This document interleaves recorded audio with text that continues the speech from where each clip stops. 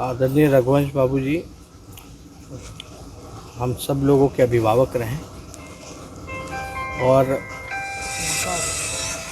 Party के एक मजबूत स्तंभ, एक प्रखर समाजवादी नेता, गरीबों की आवाज़ और ख़ास तौर पे हमारे पिता से जो संबंध रहे, उनके पिता के नहीं रहने के बाद जो मार्गदर्शन, जो गाइडलाइंस जो उनका रहा, हम कभी अपने आप को अकेला नहीं समझते थे।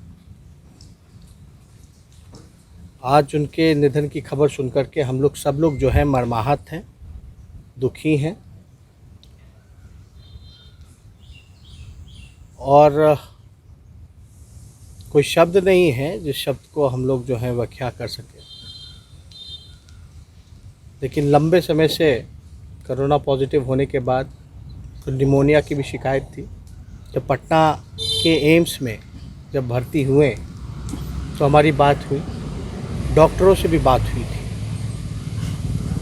हम लोग सब लोग कामना करते थे कि जल्दी स्वस्थ होकर के, ठीक होकर के वापस आए। फिर आनन फानन में जब दिल्ली गए, हमारी जब बात हुई, जब वो दिल्ली जिस दिन एम्स में एडमिट हुए उस दिन भी हमारी फ़ोन पे उनसे चर्चा हुई, बात हुई। पूरी बॉडी चेकअप कराने के लिए वो दिल्ली गए थे, टेस्ट रिपोर्ट आना था। और कुछ चंद दिन पहले जो है हम दिल्ली उनसे ख़ास तौर पे मिलने गए थे, दिल्ली के एम्स में, और हमारी मुलाकात भी हुई थी। लगभग 1.5-2 घंटा हमारी उनसे मुलाकात हुई। हर एक बिंदुओं पे उनसे चर्चा की गई और हमने उनसे यही कहा कि आप जल्द स्वस्थ होकर के आप जल्दी वापस आइए। उन्होंने यही कहा कि हम जल्द स्वस्थ होकर के हम आएंगे और बिल्कुल अकेला करके चले गए हम लोगों को। हम लोगों को ये उम्मीद ही नहीं थी कि इतनी जल्दी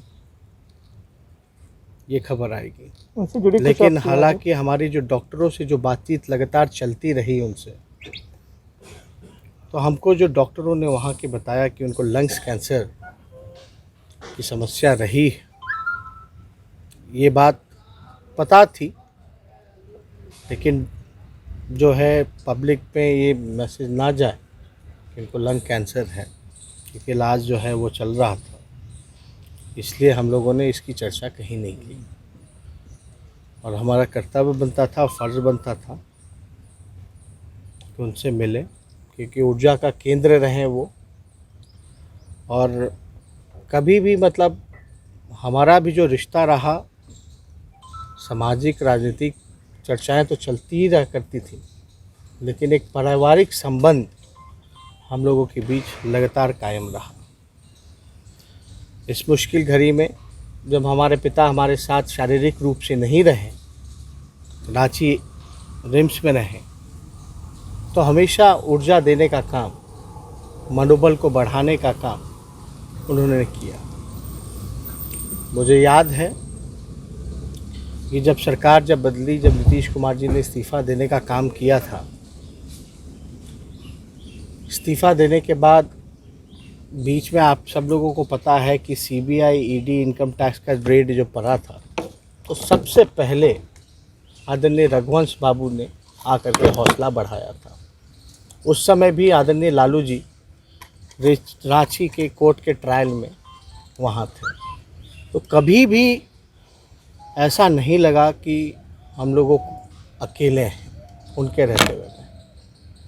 और हम लोग जब चर्चा चल रही थी एम्स में, तो ऐसा लग नहीं रहा था कि ये स्थिति आएगी, ये नौबत आएगी।